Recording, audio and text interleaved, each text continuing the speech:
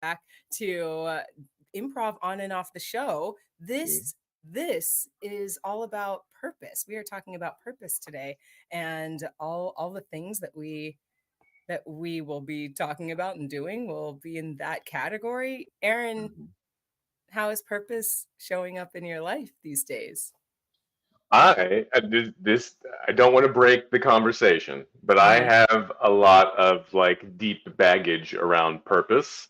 And Oh, so lately I have been trying to have a purpose-free life. The this is is I can see. I can see you. You're moving. You're doing great. I know I froze you with that statement, and it coalesced you into its statue. But no, I don't mean to. I mean, purpose is really important, I think, in your life. And for many years, I was like, "What is my purpose? I need to find my purpose. I have to create my purpose. Purpose, purpose, purpose." Mhm. And recently, I realized that wasn't working for me. That chasing a purpose, that like trying to define it wasn't happening. So I Mhm. have instead tried to release it and try to live in a way where there's space for purpose, but I'm not pursuing purpose. Um, and that has not purpose has not manifested, but I've been a lot more chill. So that's nice.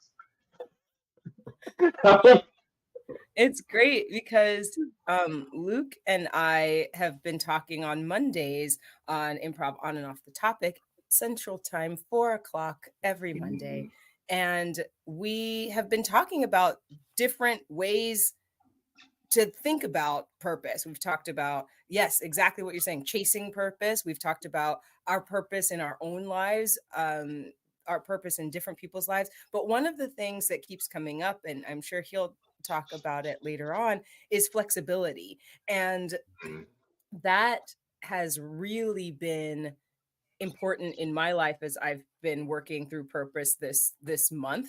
Just the idea that we don't have to buy in to the you have one purpose, go out there and find your purpose and then do it, do Mhm. your purpose. Like, you don't have to buy Yeah. into that very heavy feeling. We can really, I mean, we're doing it in the practice of improv, right? We practice how to be flexible and how to understand that it's okay that your purpose changes, that your purpose can be Yes. something, to your purpose to your parents can be one thing, and your purpose to your siblings, boss, lovers, children can be a completely different thing.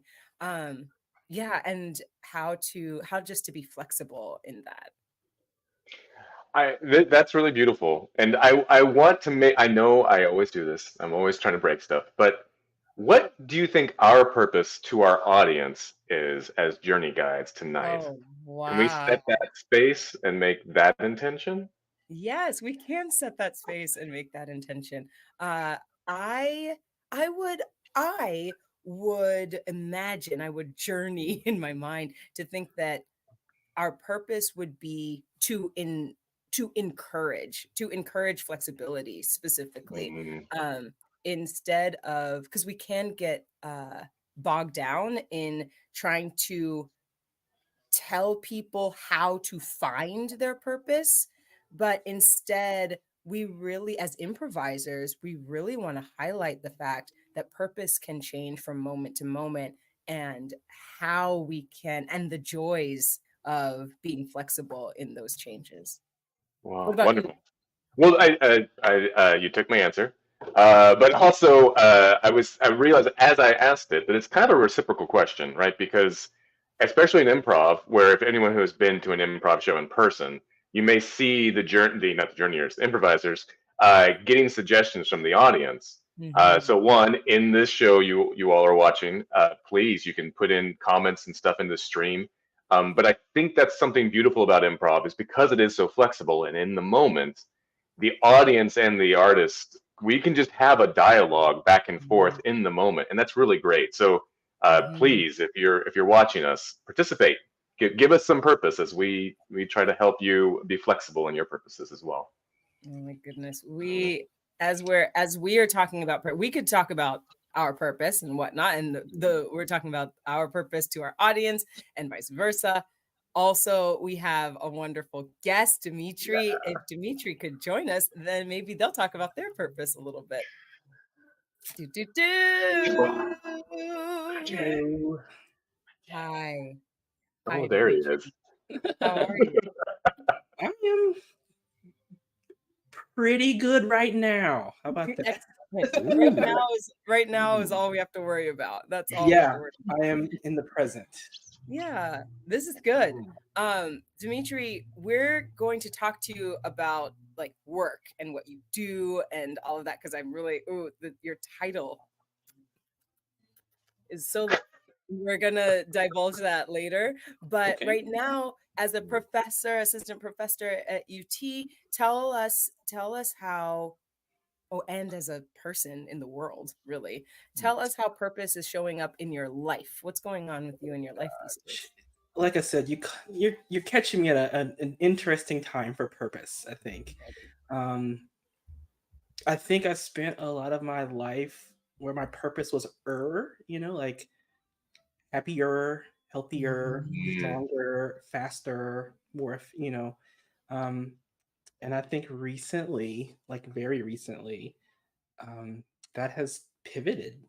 And the Mhm. fact that y'all just talked about being flexible with your purpose, I think has really like removed the weight of purpose from me. Um, I think now using it more as a guide rather than a destination is kind of key. Um, so now my purpose is about a lot more like positivity and like energy and connection. That's kind of what I'm seeking now. So I think my purpose really right now is connection. And then professionally, my purpose is creating learners and thinkers. So Mhm. I think a lot of people go to school, especially high achievers, or just about their grades. And you get into the real world and it's worth nothing. So Mhm. your purpose should be to be a lifelong learner so that you can be flexible and adapt. When Chat GPT comes out, you don't lose your job because you're still creative and Mm. just saying. Mhm. I'm wondering, Dimitri, just a little bit, was there a spot can a spot where you went from having the purpose be right, to having it be flexible, to changing to what it is now? Did you Mhm. how did you come to recognize that chasing the wasn't working for you? Um, I think it was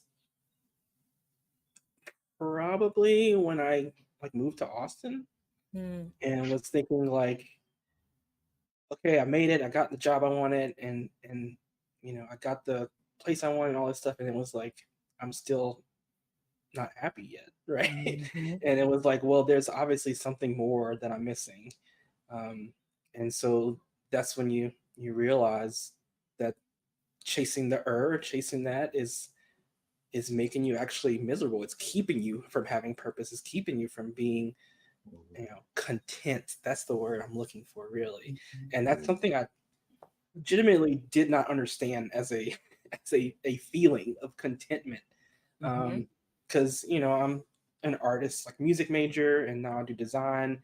You're constantly iterating, you're constantly perfecting and changing, um, and because of that, I'm always seeing the like, well, this could have been better, or we could have done this differently, or I could have done that decision differently, or right, um, and it's really difficult for me to accept that it is what it is, or that it's enough. You hear a lot of people say, I'm enough, you're enough.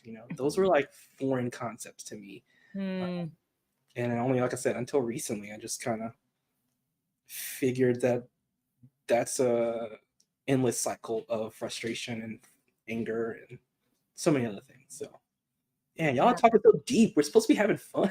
I mean, this is what it's about. This 10 is what minutes. it's about. I love it. I want to say we'll transition into a scene in a second, but one of the things that is connecting for me on the improv side, and maybe you can speak to this, Aaron, but on the improv side, that what you're talking about, Dimitri, is the constant the chasing, right? One of the things that improvisers, especially starting out, will do is they'll chase the joke, right? They'll just chase this joke. They're trying to be funny. They're trying to get that laugh. And you'll find that they'll or they'll come off stage sometimes and they'll be like, that audience, that audience, what a load of malarkey, that audience, they weren't with my jokes or whatnot. And I'm comparing that because it's the same feeling. You're chasing this thing, right? That's sort of ethereal, right? It's what you really should be doing. Listen, improvisers, what you really should be doing is exactly what you're talking about, Dimitri, and that is connecting to the scene, connecting to your partners, connecting to your audience. Yes, 100%. The difference is, and I'll point this out, and maybe this is relevant to greater conversations around purpose, that connection to the audience when it's around humor, when it's around some sort of feedback. So it could also be any kind of applause. That's electric. That's that high octane dopamine feeling, right? So that's that big, overwhelming sense of accomplishment. And I think there's a lot of parallels in the rest of our lives. That as an improviser, it feels so good that even though you should be doing other things, you kind of want to get back in there. And I think from when I've been chasing the it doesn't really go. You can tell that it's going to run out. But for those brief moments when it succeeds, when you do get a little stronger, when you do get a little faster, right? Ooh, that's a good feeling. So to give up that hit and pursue something that's more long-term beneficial to your growth, that takes some willpower, some doing, and it's hard to convince people to do it. They almost always have to feel the time to change and do that themselves. Yeah, absolutely. Ooh, I told you. We were sitting backstage and I was like, this is going to be a good one. I can feel it in my bones. I love this. Yes.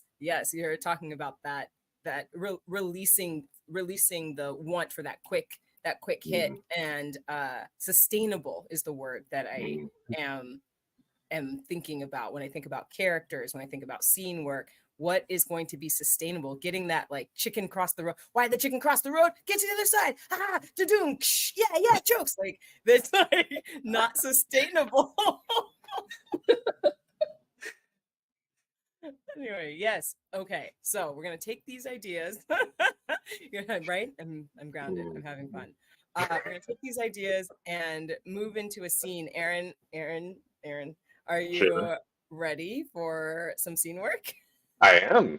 A scene. Okay. We'll see you in a minute, Dimitri. We're gonna do some improv. Magic out.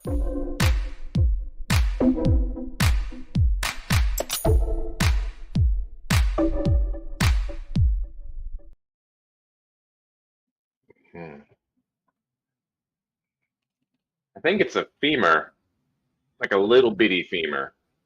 Oh, that's good. It's nice to know what type of animal we're looking at when we're doing the dissections, because I just assume all of these animals are the same. Oh yeah, but they're as different as you and I.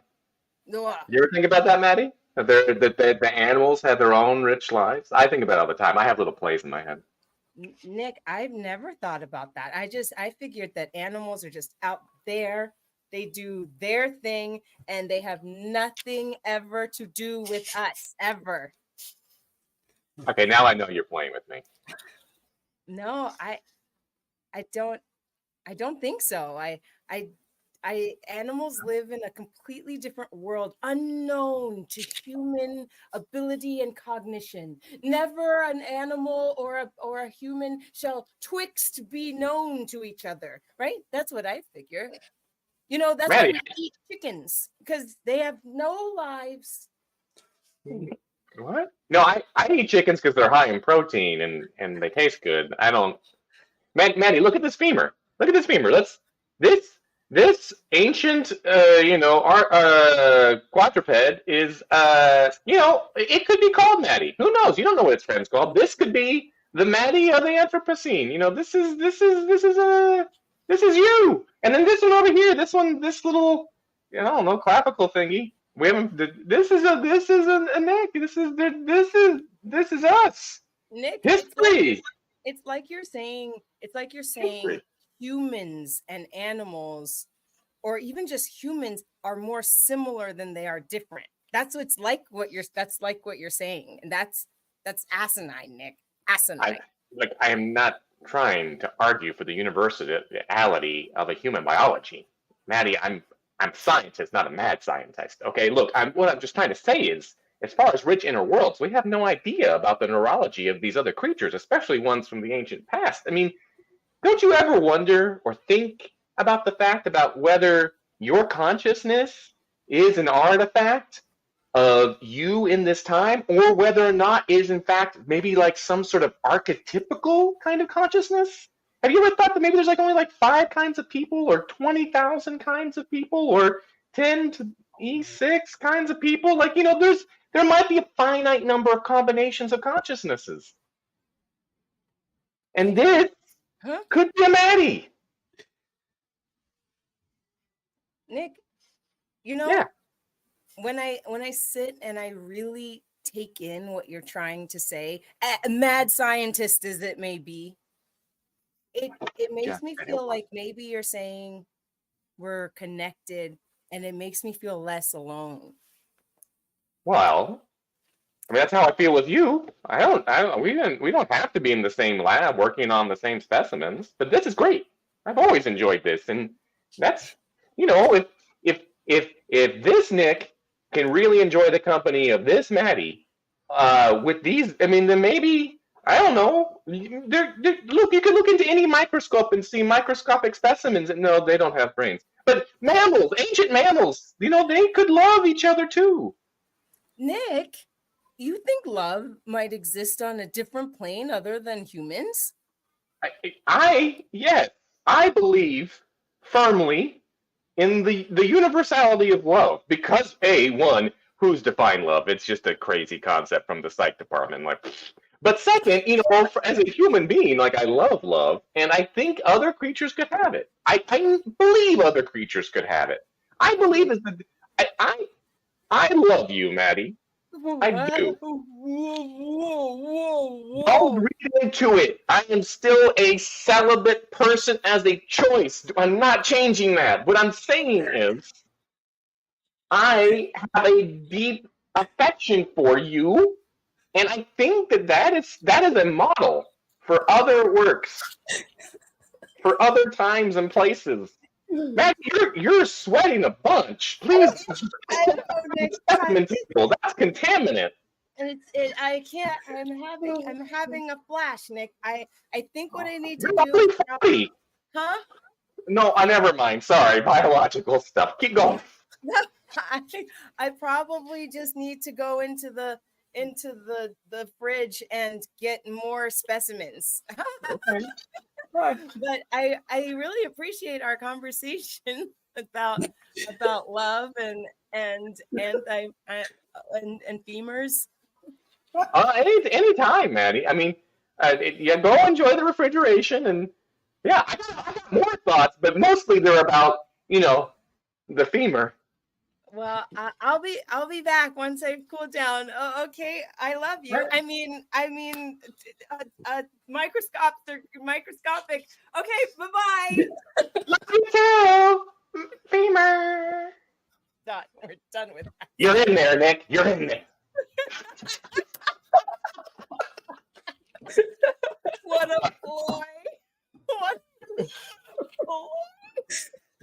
That last part was not canon. That was just an after curtain tag. The scene's over, everybody at home. Oh my gosh, I love this. I love it. That's how improv works. Okay, Yeah. We did some improv. Before we go into some Luke Wallens, let's ground this a little bit. We're talking about what were we talking about? We're talking about Purpose. Yes. Purpose. And did we find some purpose in that scene? Yeah. There was both the overt purpose, people were at work, And then there was clearly like the Bond purpose, right? There was some desire, some urge to like unite. So I think Yeah. both the characters had once, then they had overt and invert once. Invert once? Invert once. Invert Yeah. purposes. And then I also am wondering about the purpose of us as the improvisers, right? What purpose for me, the purpose, my Shannon's purpose is to listen to Aaron. Like what is Aaron doing? What character is he giving me? Do I want to match that character? Do I want to tilt it? That kind of, those are some of the purposes I'm looking for. And we talked about this at the very beginning. I felt very flexible. I felt like my character definitely changed. Shannon definitely changed over the course of the time. Yeah. This is maybe not a universal rule for improvisers out there, but as an Aaron who works with Shannon, it is really great if you have any kind of purpose or intention in a scene with Shannon to just be like, whatever she does, I'm going to run farther with it. And it's amazing where the scene will go because it really is great.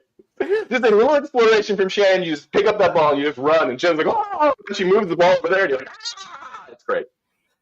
It's great. These are the purposes. We're finding our purpose as friends, Aaron. As dolphins. Look, just if you look down there, right down there, Luke Wallen's like appeared out of nowhere. And so we don't want to just leave him, just sitting in that bubble. We want to use all of his amazing knowledge about purpose and drama therapy. So what do you say? Let's go play with Luke.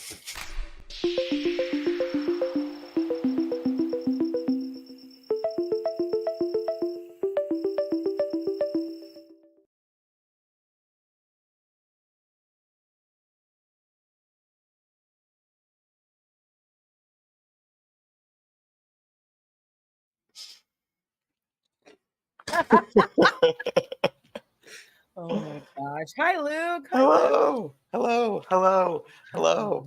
So Luke, you are a registered drama therapist, and you are here to talk to us about the drama therapy aspect of purpose. Yes, that is right. That's right.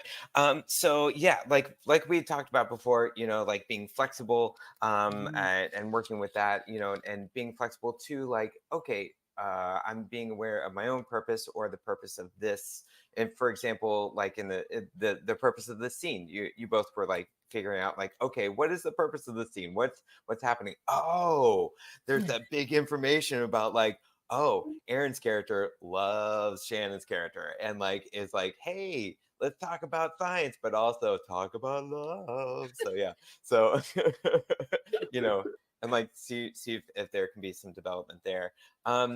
I also want to come back to one thing that was mentioned before about there's a word of chasing, and like, yeah, as improvisers, we want to make sure that we're providing for the audience, we're chasing after that fun, finding those things, but then also like with purpose of trying to find the there's only so much until you come to a point where it's like what I gotta stop chasing this and I gotta come back to myself. Like I gotta like there's certain things that that I keep on pursuing and keep on looking for and finding out why. So we're gonna see if we can do an exercise with drama therapy, and looking at like different patterns and different themes that come up. Okay. Yeah, so Shannon and Aaron, if I could have you both to develop this a little bit further, that'd be great. Yeah. Let's go to that space. Yay. You're Back. We're here. Oh wow. Oh, Here. that was quick. All right. Dimitri's here too. Hi, Dimitri. This is me. Yeah. All right. Tell us what we need. Right. So what we're going to do, this is closely associated with character endowments. but we're going to be and in improv terms. But what we're going to be doing is we're going to be building a character. So both of you are going to be playing the character, but we're going to be building the character in a couple different ways to find how we can develop this character's purpose a little bit further. So we had both scientists and I want to bring back one of the scientists. Should we bring back Maddie or Nick? Let's ask Ooh. Dimitri. Yeah, Dimitri, Maddie, Dimitri. or Yeah, Nick? what do you think? Yeah. I mean, definitely Nick. I mean, I feel like he really got the win at the end, so I want to know how he felt after that. Yeah. Okay. So Nick's a lot of different qualities of Nick was defining a lot of different things. Like, this is the femur. I've got so many facts. I'm going to give you all the facts. And then also like saying like, hey, I love you, Maddie. This is So there was that part. And then also finding we're connected, less alone, that kind of thing. So that's kind of the general sense of Nick. Was there anything else that came up for anybody in that scene that we want to add to it, just kind of as a starter? Nick. Yeah, any other Oh. themes or anything like that? Feel a little bit of comfort in Okay. being able to find life in his work. Like, he was like, this is where I find what do you call those things? Metaphors. This is where I find metaphors. Like, I'm comfortable in my work. Yeah. Okay. Cool. All right, great. So what we're going to do is we're going to do a bit of a movement game. So let's start with like a comfort in work. So comfort in work, and we're going to see if we can kind of create an arc towards maybe another purpose that Nick has at the end. But we'll develop that, and I'll ask questions as we're going along.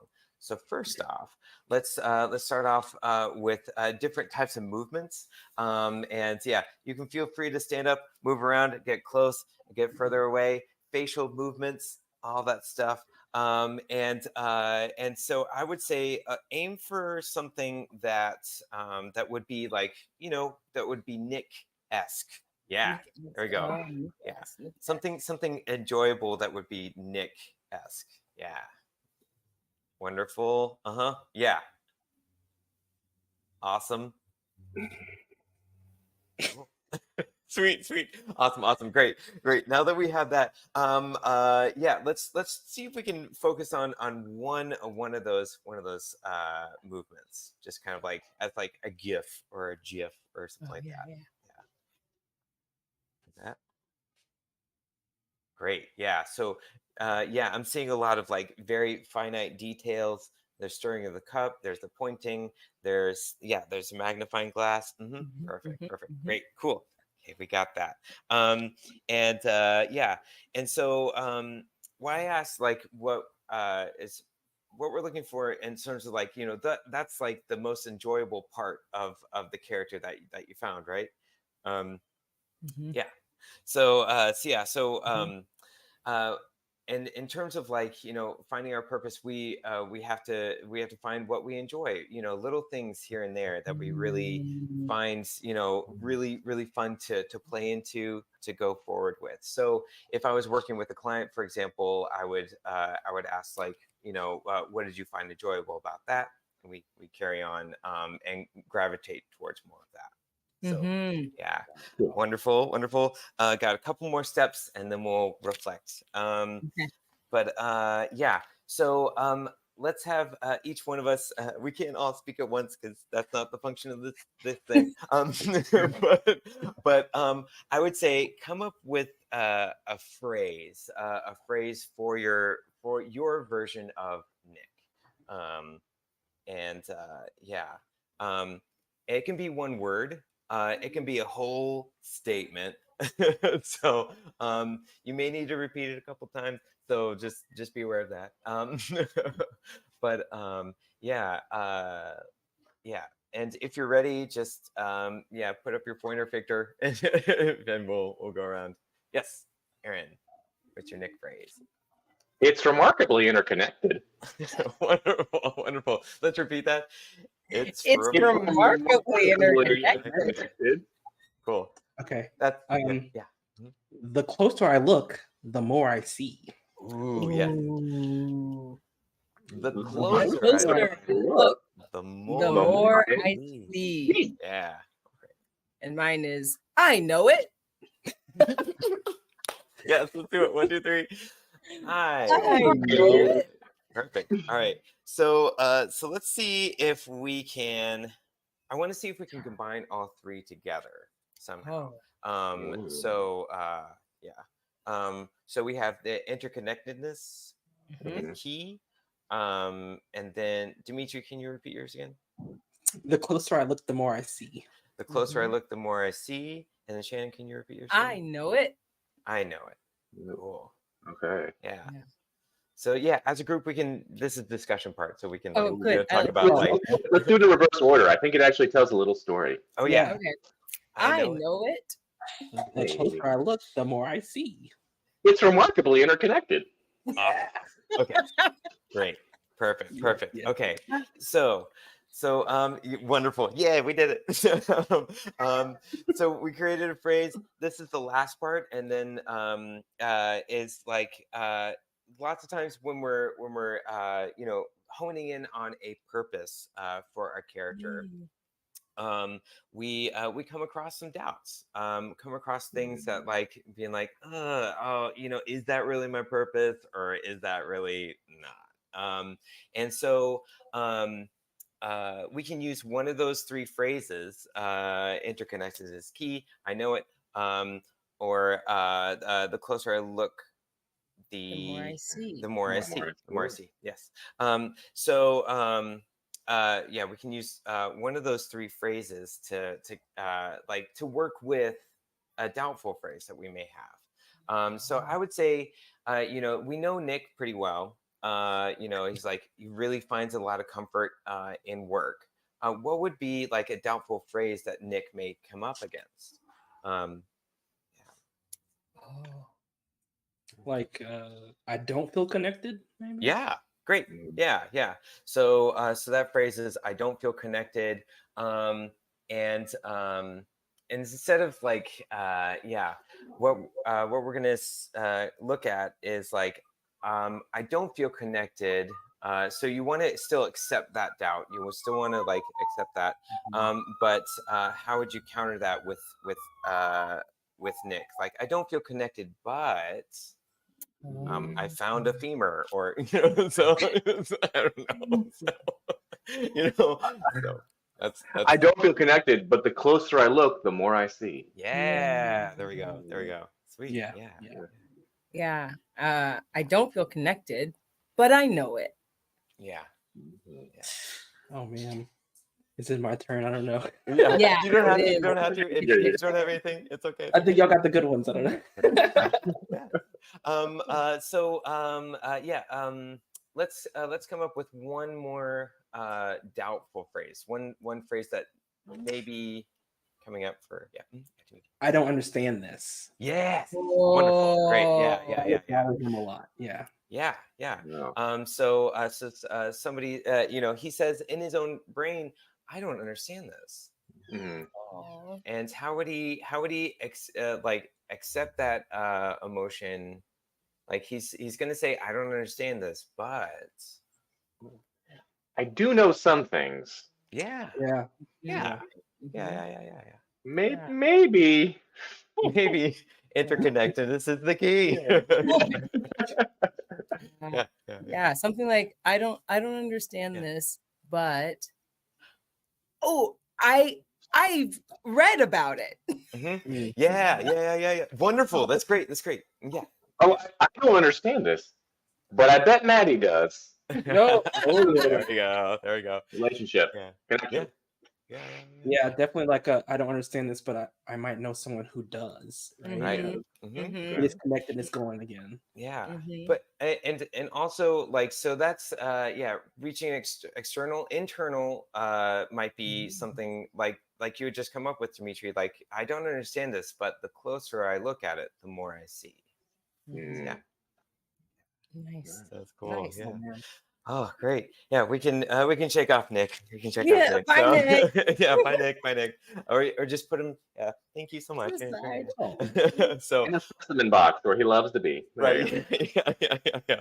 But yeah, wonderful job with the drama therapy exercise. Thank you, Luke Wallens. Yeah. I'm Thank you, Luke wondering Wallens. between you and Dimitri, and I mean all of us, when we break down what we just did, Mhm. we're looking. Can you break that down for Yeah. us? We're look as we are going through purpose, and we're Mhm. doing these exercises. It like Mhm. if we were to do these in your workshop, Mhm.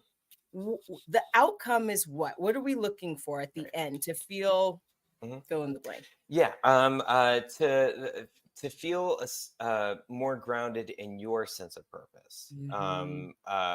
Like because there are a lot of external factors. There's we seek external validation all the time. We do as social creatures. That's what we do. But at the same time, it's always good to come back and remind yourself about like, hey, I have my purpose too. I'm in the room. I have a lot of different gifts and things that I'm pursuing, and so the purpose is to start off with where your body is going, where your emotions are going, where you Mhm. gravitate towards, and where you're shying away from. So it's kind of like looking at different ways when we're developing that character. Yeah. Yeah. At the very beginning when we were doing the like figuring out the poses of Nick and then so condensing it to like one pose Mhm. that that was an interesting feeling or just the thought process of like okay what's my purpose today Mhm. what do I feel like why do I feel like this just noticing in our bodies and the same Yeah. it's the same idea with uh I lost it it's gone. Well, yeah, it's about like it's coming back to like purpose is sometimes about like finding those patterns, finding those Mm, themes, that keep on coming up again. For yourself about like, oh yeah, questioning why am I gravitating towards this so much? Why, and finding a sense of your own purpose with that. yeah, that's excellent. Yeah. Dimitri, Aaron, any closing thoughts while we wrap up with this amazingness that Luke has provided us?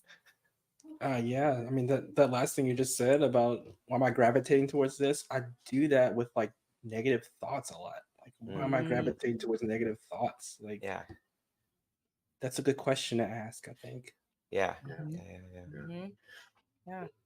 I think I'm just going to take away how much the definition of Nick and the problems of Nick were kind of made to go together. Like they just fit really well together, and that's very nice. I like that as a lens of Yeah, viewing one. Yeah. absolutely. Oh, Yeah. Luke, you rock. Oh, Yeah. thanks. Y'all rock. Thanks for playing. Thanks for working with me. Of course. We're gonna carry on this conversation with Dimitri and we're gonna dive into your work, Dimitri, and how all of this is like bubbling up in your work. Yes. Let's do it. Okay.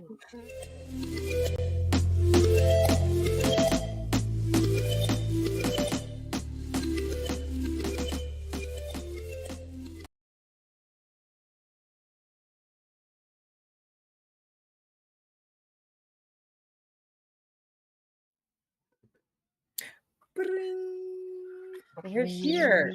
Oh my Yep. gosh. And Back we in the get to middle. do big reveal. I think it's a big reveal because I think it's amazing.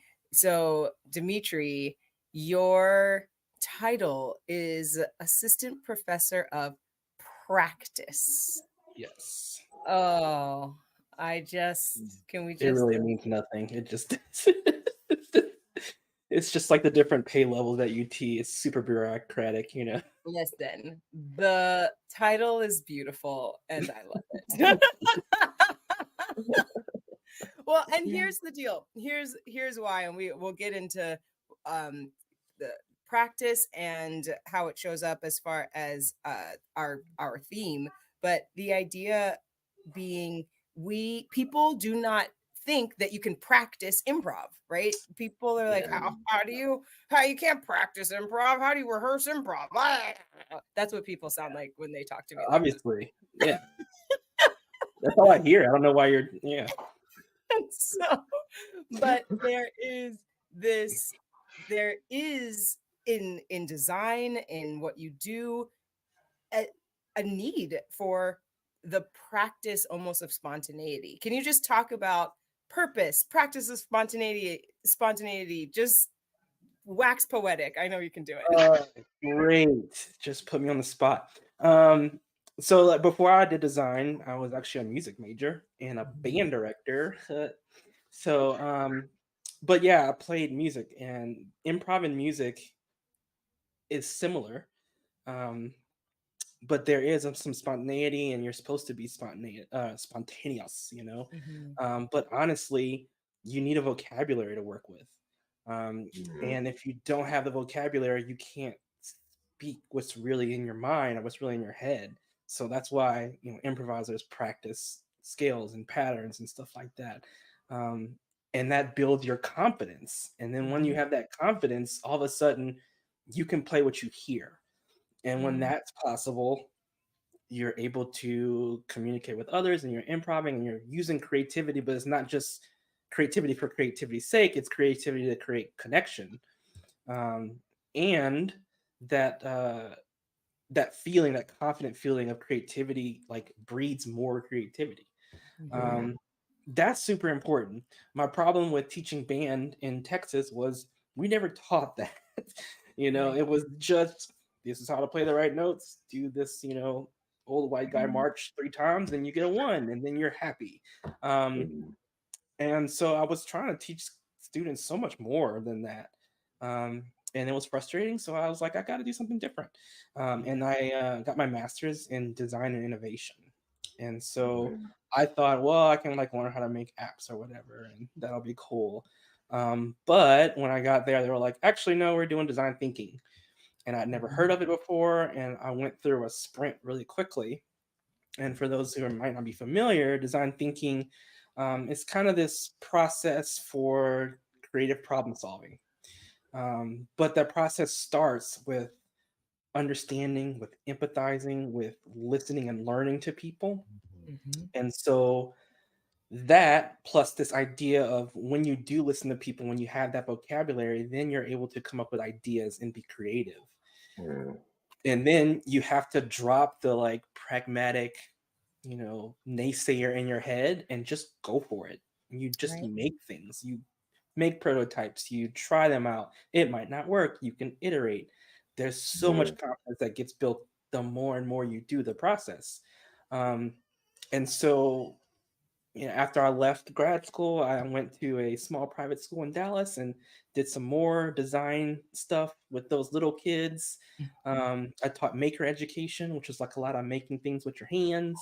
And then we also did design thinking stuff. But yeah, that was pre-K through eighth, which is a very strange grade for me. So I had done 6th through 12th, then I did pre-K through eighth, and now I teach college students. So I've done the full gamut. It's amazing how similar they are. Um, Right. as a matter of fact, the last class I taught before my first college class was a pre-K class. Oh, Um, babies. but honestly, like I said, they're very similar. They uh, they want to learn. They want different ways to learn. Mhm. You have to excite them. You have to give them something, a vocabulary to build upon. And then once you do that, they can take it away, you know. And Yeah. that's what I love about teaching.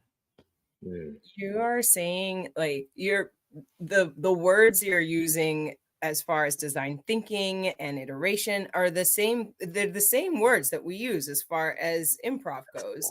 Mhm. And it's amazing just giving people that idea, giving people a vocabulary so that they can build, right? That's all improv is as when we are in practice, right? Yeah. We are learning vocabulary with scene painting, Mhm. character, Yeah. character work, all of these things, mime, and all of that space work. Yeah. This vocab. And that Um, helps you grow, right? Like, I yeah, think some people think, well, you're a talented improviser, you're a talented designer, you're a talented musician. Well, I'm not talented, so I'm not going to try. And it's like, no, that's a practice. You can Mhm. practice getting better at creativity. You can practice growing in your sense of empathy. Like, those are things that we can actually gain as a skill, which leads to like growth mindset, which is also a very important tenet of design and design thinking, especially. So, can you just can you talk just a tiny bit more into the theme? So you're talking about um, the that's good. practice, yes, and then like talk to us about how uh, purpose is Yeah. showing up in your work. Yeah. So this is good because I've been thinking about that a lot actually, and I haven't been calling it purpose. I've been calling it intent.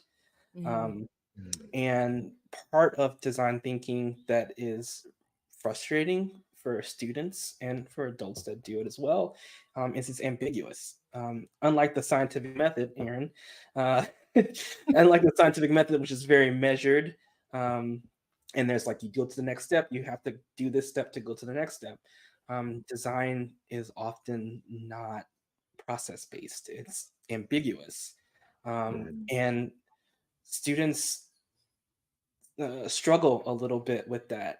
Um, and so a lot of times when we talk about purpose, we talk about like intention and being courageous in your intention. And that Mm. comes from, you know, like not just trying things, but understanding where you're trying to go. So Mhm. you might not always have the path and the right way to get to, solving, I don't know, somebody's living room or making a hospital more hospitable for people. You might Mhm. not know what the answer is, but you know it's going to have something to do with people being connected to their families. And when you Okay. know Mhm. that, you're able to move with purpose and intention, you're able to make the next decision.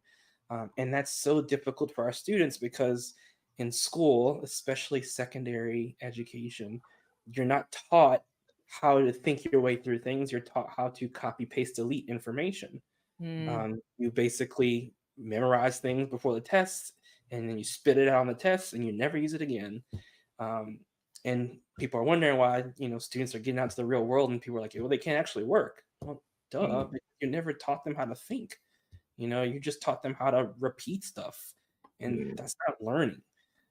So that's what I've been super passionate about for a while. It's kind of my purpose work wise Yeah. is like giving students the ability, the freedom to make it up. Like Yes. really Yeah. improv. Improvise. Fiend. Well, So yeah, I'm giving them that ability and giving them confidence to do that. A Mhm. lot of times my assignments, I don't give answers. And students are like, what do you mean? So many times they'd be like, well, how many sources do we need? I'm like, I don't know. How many? How How many many do you you need? need? Yeah, you tell me how many you need. Yeah. And they'll be like, well, how many words is this essay? I'm like, how many Kill words it. do you need? Because in the real world, no one says, well, you have to write at least 300 words in this proposal. They say, don't write any more than 300 words in this proposal. And then you Mhm. have to get creative and like scope it down. Mhm. Um, so yeah, all this is about giving students that sense of confidence in purpose, confidence in intention. Yeah. Okay. Okay. I promised that we would just be on time today, but I feel I could talk to you forever about this. So, what we're going to do is we're going to play a game. Dimitri, have you ever done improv before? No? Okay, great. So this is great. We've never done improv before. You're talking about giving people the confidence to do improv. So we're just going to show all your students that you have that confidence, that you're ready, No. that you're ready. No fear. Ooh. All right, let's get onto this improv state of mind, improv stage. Let's do this. Look at our improv stage. Hey there, Luke. Welcome back, Luke. Oh, look at you. Oh my gosh, you friends, you journeyers have not been able to see Luke, but Luke has been just very excited about the things we were talking about. Lots of nodding, lots of support. This is the game that we're going to play. Aaron, do you want to tell us about the game we're about to play? Yes. In a mirror of the way life works, where you have abundant internal creativity but external restrictions, we are going to play a game called Restricted Lines. The way this game works is that each of us will have a different number of words that we can and should say every time we speak. And when I say each of us, I mean each of the boxes. So there'll be top box, there'll be that box, and there'll be this box. And when, let's say the number was between 1 and 10, let's say the number was 2, I don't have any other words that you that would be very hard and funny. So that's Restricted Lines. So if you are in the chitty chat right now, go there and just start throwing out some numbers between 1 and 10. And if you're looking for bonus points and or you are one of Dimitri's students and this is a requirement for you to pass pass your class, you may want to throw in a suggestion for what the scene's about. That's also helpful. We have a number. We have the number 3 in the chat. Okay. Luke, do you want to give us a number while we're seeing if any others pop up? 7. Oh, 7. Let's put 7 at the top box. 7 is the top box. Thank 3 is my box. 3 is my box. And Aaron, you wanna choose a number for yourself? Yes, I will choose 4. 4. Okay, listen. This box is 3. So if you find yourself in this box, you get 3 words. If you find yourself in that box, you get 7 words. And if you find yourself in that box, you get 4 words. Luke, where are these 3 friends hanging out? You're hanging out on a boat. How did I was like a cruise ship, and then you said boat. It was great. It's cool. All right, so these friends are hanging out on a boat. Here we go. Aaron, will you start us off? Look, there's the island. Wow, cool, amazing. I don't even want to go there. I am so excited. Well, me too. Naja, It Don, it looked very far away to me. me too. Naja, Don. We should swim. That's super dangerous, Naja. I don't know how to swim now. Come on, friends. Adventure. I'll go if you. Oh, Maybe we can get a rowboat? That is great idea. perfect. I'll row. I will row too. Why do y'all sound like cave people? Too many drugs, you know. This ship was boring. I took lots of drugs. What? your friend, I guess. You know that stuff's not good, yo. Listen, Oh, I agree very much. we need to switch our rotation. So someone else. I need more work. Take boxes now. Mm. Yay! Me though. I Nope. feel great about this. Don, do you like me? Sometimes I do. I feel the same. That is an honest answer. I agree. I like you both, Oh, God. but sometimes I feel like more, better. That sounds nice. Yeah. Friends forever. Let's go to the island and chat. That actually does help.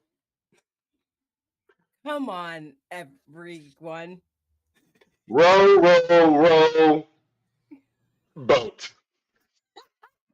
Scene. We're done with this.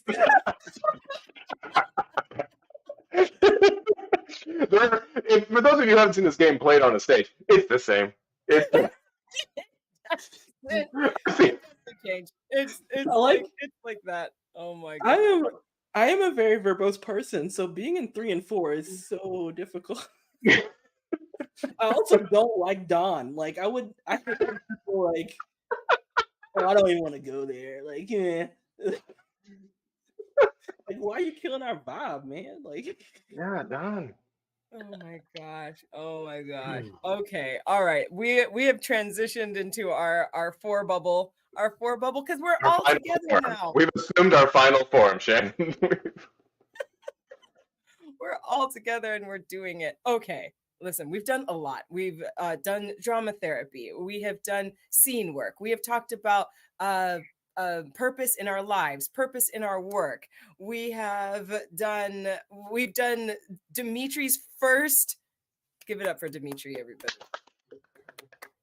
First done. improv scene. Excellent job. Dimitri, just think about all the things that we've done today. okay.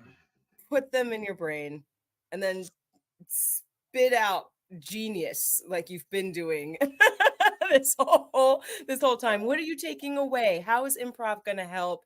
What are some things as far as purpose goes that this helped bring to the surface for you? Okay. 3 words. Practice creates purpose. Turn the show off. We're done. Get Cut out the of feed. here. Take us to break. Cut the feed. Practice creates Creates. purpose. Brayden, every once in a while I put you on the spot. Somehow on this screen, if write down practice creates purpose. That's your challenge. That's your purpose. I love it. Dimitri, that's big stuff. Luke, I have 3 what words. yeah, it's only 3 words. What are you leaving people with? What do you need to leave people with? Oh boy. Yeah, I mean, looking for those patterns within yourself and finding that through line. But I mean, because you'll start to identify, things for yourself for your own purpose to go forward with and to apply to different things. Absolutely. This is so good. Because Aaron and I are gonna wrap up, but Dimitri, when people ask you, like, well, what was it like? What you did improv about purpose. Just give it up for Brayden in the tech. Thank you. Give it up for Brayden. When people ask you, Dimitri, like, how was it? You did improv around purpose. What will you tell them Oh man. other than this wonderful phrase? I mean, it's very. My favorite word is probably interesting. It's interesting how deep you get really quickly when you take on a character or a persona. Like you feel, even if you're playing a character, parts of you come out, right? Like, and so I'm very interested in what Luke does now. Like, wait, I want to try this type of therapy because sometimes in therapy you say stuff and you're like, who just said that? Like, was that me? And I feel like that's even easier to do with these types of activities and exercises. So. Absolutely. Yeah, we're exploring through another character. It might be easier for us to find our purpose, right? And practice what that is. Okay. I knew I was gonna have fun, and then I even exceeded my own expectations as far as the fun that I had. So thank you to Luke and Dimitri. Thank you so very much for being here. We have appreciated just your time, your energy, and all of your insights, and your 3 very powerful words. Well, thank you. I enjoyed it a lot. So We'll see you in a minute. Luke, we'll see you in a minute.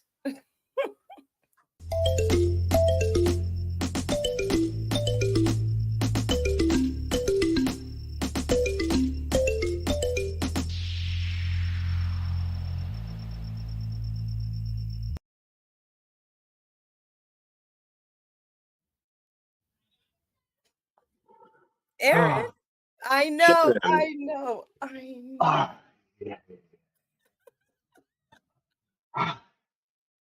That was good. I know we don't usually say things that are qualitative about our show until our show is over, but I'm going to give you all at home a preview. We're happy, but let's finish it out. Yeah, it's so. I love talking to people who can connect what they do. I mean, all of our guests have been amazing. But Dimitri is able just to connect what he does to what we do in a way that I think for you, the journeyer, really can start to see like, oh, whatever it is that you are doing out in the world, you're already improvising, and you can practice. The practice of improv can help you make these choices that can help you, in these bigger themes like purpose. What is my purpose? Asking that question, whatever it is that you're doing, you can use improv, and you're already using it to answer, what am I doing? What is my purpose? Yeah, go figure that when we had a professor on, they taught us something. But do you remember? Okay, so I started off saying I'm trying not to have the purpose. I'm trying to create the space, let the purpose flow in. I did that for the show, and Dimitri sent me a lot of good things along with all of you. But there's an offhand comment at the very end about like when you are doing these characters, part of yourself comes out. And I think that's a lot of what I'm taking away from this show is that when I have made space for purpose, I am listening, I am more receptive, things come in, and I see more of myself in that process. And I think that is a beautiful thing about improv, about what we're trying to do here, about seeing how often and how wonderfully you're being flexible out in the world. That flexibility is you. Like you are the person that can be this way at this time and this way at the other time. You are that dynamic kind of shape and person. And man, it's so much fun when that comes with laughter and with joy and with learning. And it's just been wonderful for me. How about you, Shannon? What are you taking away from all this? What's going in your pocket? The idea that when we played our game, having an external boundary, right, doesn't necessarily change who you are. You were talking about the characters we've played tonight, and Dimitri talked about the pieces of himself coming up in those characters, and how and what it is that Luke does. And what Luke does is basically that game, right? He gives us when he's doing these things, he gives us some parameters, in which we can explore who we are, the parameter of 3 or the parameter of body motions, right? Some parameters so we can start to explore who we are. And when we are doing it like that, then finding purpose isn't so difficult, right? We're not really looking through the spyglass, the telescope, like, what is my purpose? I have to have it now. I have to focus on it. We can use different methods to find and be flexible about surrounding our purposes. Mm. Mm. Mm. I know. It was Yeah. a good show. We have to Yeah. leave. We said we Yeah. would get out of here, and we have to do that. So, friends, journeyers, thank you so very, very, very much for being here. We are looking for your purpose. And if you didn't find it here, I'm sure you'll find it on or Off the stage. bye. See you next month, guys.